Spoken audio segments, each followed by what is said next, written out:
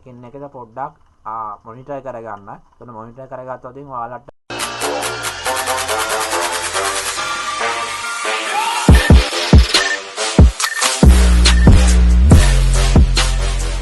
සුබෝදෑසනක් හැමෝටම quick Bitcoin වල update එකක් දෙන්නම් හැමෝටම. ඕගොල්ලන්ට පුළුවන් මේ සිම්පල් මූවින් ඇවරේජ් කියන එක දාගන්න. මම 20යි 50යි දාගන්නවා.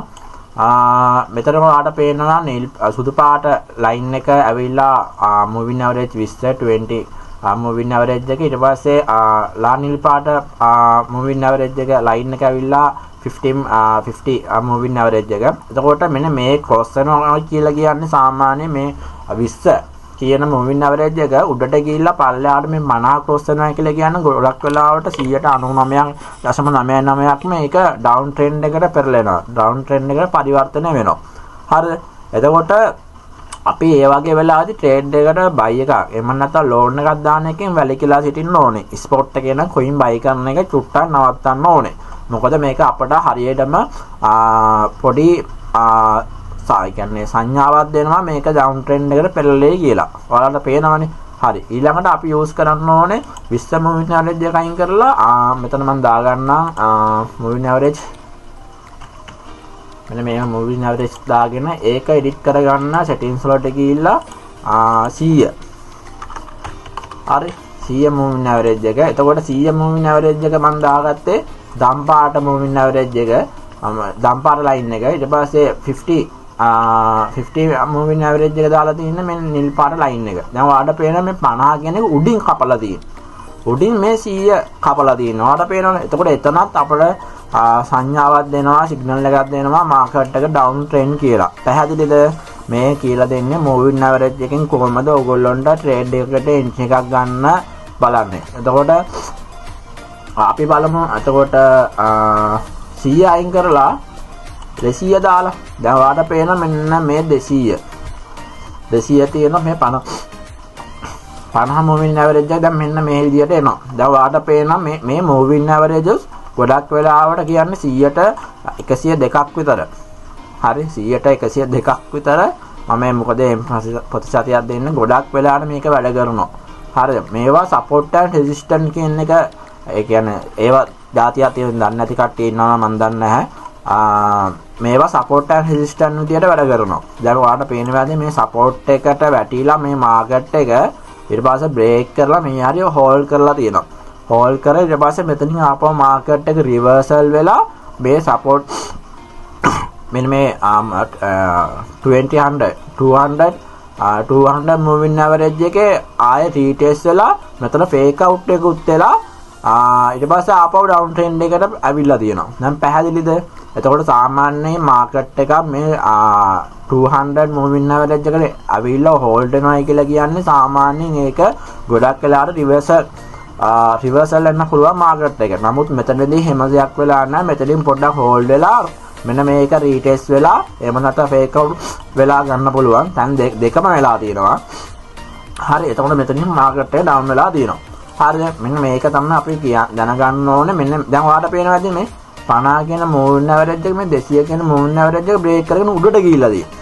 එහෙනම් අපට සාමාන්‍යයෙන් ලෝන් හෝ බයි එන්ට්‍රි එකක් ගන්න පුළුවන් මෙන්න මෙතන මේ වගේ අවස්ථාවකදී. හරි. එතකොට දැන් මෙන්න මේක මෙතන දැන් අසාමාන්‍ය 4 hour එහෙම නැත්නම් 1 day chart වල සාමාන්‍ය මේ 50 කියන මූවින් ඇවරේජ් එක මේ 200 මූවින් ඇවරේජ් එකට බ්‍රේක් කරොත් ක්‍රොස් වුණොත් හරි සාමාන්‍යයෙන් අපි ගමු මෙන්න මෙහෙම දැන් මේක මෙහෙම පොඩ්ඩක් මෙහෙම ඇවිල්ලා මේක මෙහෙම ඇවිල්ලා මෙහෙම ක්‍රොස් වුණොත් එතනින් ගොඩක් වෙලාවට තව මාකට් එක ඩවුන් වෙන්න ඉඩකඩ තියෙනවා. හැබැයි එකපාරට යන්නේ නැහැ. මේක දැන් මෙහෙම උඩට ගිහිලා තමයි එකපාරට හැරෙන්නේ. තේරුණාද? අන්න ඒ හින්දා පොඩි අවධානමක් තියෙනවා. නමුත් දැනට මම නම් හිතන්නේ ලෝන් කියන්නේ පොඩි ලෝන් එකකට ගියාට ගැටලුවක් වෙන්නේ නැහැ. මොකද අනිවාර්යෙන් මේක මේ හරියට එන්නම ඕනේ. නැවත. හරි. හරි. ඊට පස්සේ මම කියලා දෙන්න ඔයගොල්ලන්ට දැන් මෙහෙමයි. දැන් මට මේක ලෙසන් එකක් විදිහට ඉස්සරහට අරගෙන යන්න බෑ. හරි. ලෙසන් එකක් විදිහට අරගෙන යන්න බෑ. මේක හරියට ඉගෙන ගන්න. මොකද ගොඩක් කට්ටිය මේ ක්‍රිප්ටෝ මාකට් බයිනන්ස් ට්‍රේඩින් කරන්න එනවා කිසිම දැනුමක් නැතුව. හරි දැන් කීප දෙනෙක්ම මට කතා කරා අයියේ මෙන්න මේවා ලික්විඩ් වුණා මේවා ලික්විඩ් වුණා කියලා. ඒතර ඔයගොල්ලෝ දැනගන්න ඕනේ මොකද්ද මේ ලික්විඩ් කියන වචනේ තේරුම කියලා. ලික්විඩ් වෙනවා කියලා කියන්නේ ඔයා දාන ට්‍රේඩ් එක සම්පූර්ණයෙන්ම ට්‍රේඩ් එක ක්ලෝස් වෙලා යනවා ලොස් පිටම. හරිද? එතකොට ස්ටොප් ලොස් කියන දේවල් තියෙනවා. මේවා හරියට මේ යූස් කරන්න ඕනේ. මොකද මේ දේවල් මේ Binance platform එක කරා අපට දීලා තියෙනවා. එතකොට අපි මේ දේවල් අනිවාර්යෙන් යූස් කරන්න ඕනේ. ඉතින් ගොඩක් කට්ටිය ස්ටොප් ලොස් යූස් කරන්නෙත් නැහැ. තමන්ගේ liquidation price manage කරගන්නෙත් නැහැ. සමාන කියලා timing manage කරගන්නෙත් නැහැ. හරිද? එතකොට අපි දැන් ගන්න ඕනේ one day chart එක ගත්තොත් මම යනවා දැන් ඉස්සෙල්ලා 4 hour. දැන් ඔයාලට පේනවා අර මම කිව්ව දේ. මේක දැන් මේ resistance එකක් විදිහට වැඩ කරලා තියෙනවා. පේනවද? මේ දැන් මේක 50 moving average එක ඔයාලට පේනවා මේ support එකක් විදිහට වැඩ කරලා තියෙනවා. ඊට පස්සේ මේ 200 moving average එක resistance එකක් විදිහට වැඩ කරලා තියෙනවා. දැන් මේ market එක මෙහෙම ඇවිල්ලා දැන් උඩට යන්න අනිවාර්යෙන්ම ඕනේ. හරි මේ හරිය hold කරමු. මන්ට කියන්න බෑ market එක හරියටම උඩට යාවිද කියලා. මොකද අපිට මේ කාටවත් කියන්න බෑ මේ මාකට් මොනවා වගේ හැසිරෙනවද කියලා. අපි මේ ටෙක්නිකල් chart එකක් ඇනලයිස් කරලා අපි නිකන් ප්‍රෙඩික්ට් කරන විතරයි මේ මාකට් එක මේ විදිහට යාවි කියලා. පැහැදිලිද? එතකොට මෙන්න මේ විදිහට අපිට පුළුවන් මෙන්න මේ විදිහට අපිට පුළුවන් මාකට් එක ඩිරෙක්ෂන් එක හරියටම තෝරගන්න. මෙන්න මේ විදිහට පැරලල් channel එකක් ඇඳලා පස්සේ පැරලල් channel එකක් කියන්නේ සමාන්තර රේඛා දෙකක් ගැහුවට පස්සේ අපිට පුළුවන් මෙන්න මේ විදිහට අපට මාකට් ඩිරෙක්ෂන් එක පොඩ්ඩක් හොයාගන්න. ඉතින් මේ කීප සැරයක්ම මෙන්න මේ වාට පේනවා ඇති මේ කහ පාට ලයින් එක ට්‍රෙන්ඩ් ලයින් එක ගොඩක් කීප තැන්පොලක්ම මේ හෝල්ඩ් කරලා තියෙනවා. ඒකට කියන්නේ සපෝට් එකක් විතර වැඩ කරන හැකියාව මෙතන වැඩි වෙලා තියෙනවා. ඒතකොට අපිට හිතන්න පුළුවන් මෙතනත් සමානක් බොහෝ දුරට මෙතනිනුත් සමානක් කියලාට මේ මාකට් එක රේන්ජ් වෙලා උඩට යන හැකියාව වැඩි කියලා. හරි හැබැයි කියන්න බෑ මේකට ඔයාලට පේනවා මේක මොන ෆ්ලැග් එකක්ද මේක. මේක ඇල බේරිස් ෆ්ලැග් එකක් විතර වැඩ කරනවා. මම උදාහරණයක් විදිහට පෙන්නුවොත් ඕගොල්ලන්ට මේක අපි බලමු ටක් ගාලා ගිහිල්ලා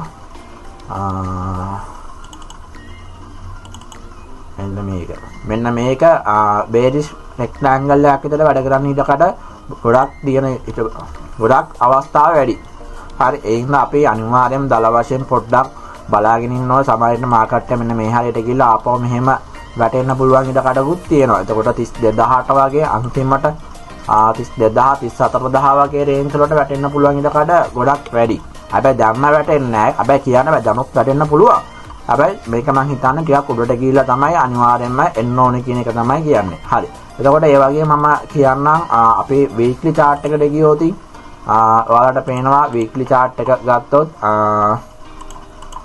weekly chart එක ගත්තොත් අපිට පුළුවන් දැන් මේ පේනවා ඇති මේකේ moving averages අපි ටිකක් දාගමු 20 දාගමු 200 පෙන්නන්නේ නැහැ. අපි 100 බලමු. හරි 100ක් තියෙනවා. දැන් ඔයාලට පේනවා මෙන්න මේ 20 කියන moving average එක මේ 50 කියන moving average එක cross කරලා තියෙනවා. හරි. එතකොට මේ 50 කියන moving average එක cross කරලා තියෙනවා. එතකොට ඔයාලට පේනවා මේක මෙතන උඩට ගිහිල්ලා නැහැ. එතකොට දැන් අපට ගන්න පුළුවන් මම මෙතන ප්‍රෙඩික්ට් කරන් හිටියා මෙන්න මෙතන මේ හරිය සීමාව මෙන්න මේ හරිය වගේ පොඩ්ඩක් ලයින් කරන් හිටියා මෙතනින් හෝල්ඩ් වෙලා උඩට යයි කියන. නමුත් දැන් මේ වාට පේනවා මෙන්න මේ ලයින් එකෙන් පල්ලෙහා කැනල් එක තියෙන.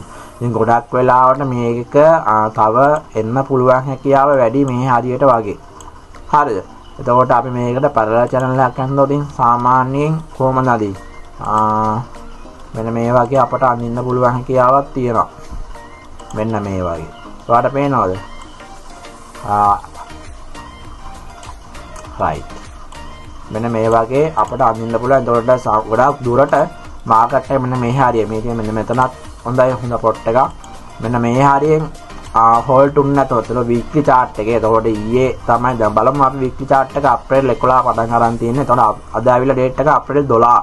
එතකොට තව දවස් 6ක් මේ කැනල් එක පල්ලෙහාට එන්න ඕනේ. එහෙම නැත්නම් තව මේ දවස් 6 හරි රික්ස් කියලා තමයි මට කියන්න තියෙන්නේ. මොකද ඔයගොල්ලෝ කොයිම වෙලාවකවත් බයි ඕඩර් එකක් එහෙම නැත්නම් ලෝන් ඕඩර් එකක් දාන්න යන්න එපා මේ කැනල් එක රයිට් වෙලා තියෙන වෙලාවක. හරිද? ඒතකොට දැන් සෙල් ඕඩර් එකක් දාන්න යන්නත් එපා. මොකද මේක දැන් සපෝට් එකක් කිට්ටු වෙන්න ඇවිල්ලා තියෙන හින්දා. ඒතකොට මේ වීක්ලි chart එකේ ඒතකොට මේවා අනිවාර්යයෙන්ම ලොකු ටයිම් ෆ්‍රේම් එකක් බලලා ඊට පස්සේ පොඩි ටයිම් ෆ්‍රේම් එකකට ඇවිල්ලා අනිවාර්යයෙන්ම ඔයගොල්ලෝ බලන්න ඕනේ මාකට් එක කොහෙටද යන්නේ කියලා.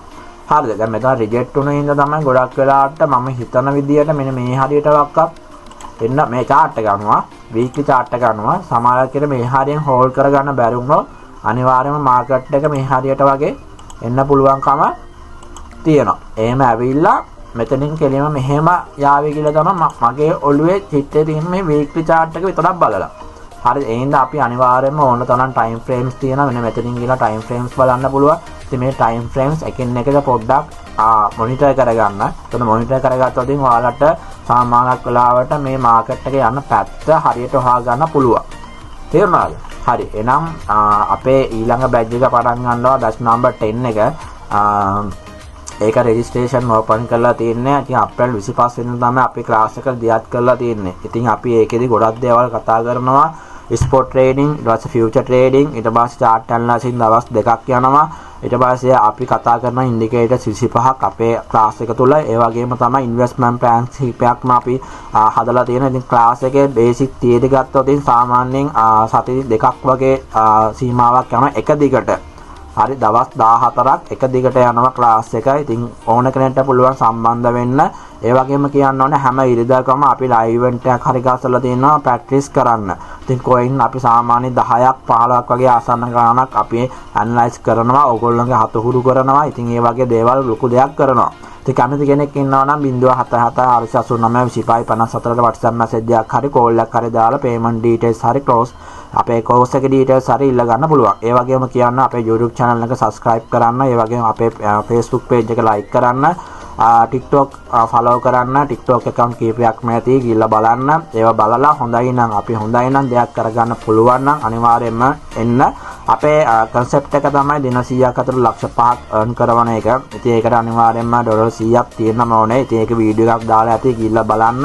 යම් පොඩි condition කීපයක් තියෙනවා මොනවද කරන්න ඕනේ කියන දේවල් නිකන් ආසින් සල්ලි වටනවා වගේ අපට සල්ලි හදන්න බෑනේ. ඉතින් ඒක ප්‍රමාණිකුල්ල step by step යන්න ඕනේ. ඉතින් ඒකට වීඩියෝ එකක් දාලා ඇත්තේ ප්‍රමික් එඩියුකේෂන් YouTube channel එකේ. එහෙනම් මම මෙතනින් වීඩියෝ එක අමාර කරනවා. එහෙනම් සුබ දවසක් සුබ මාසයක් කියලා ප්‍රාර්ථනා කරනවා.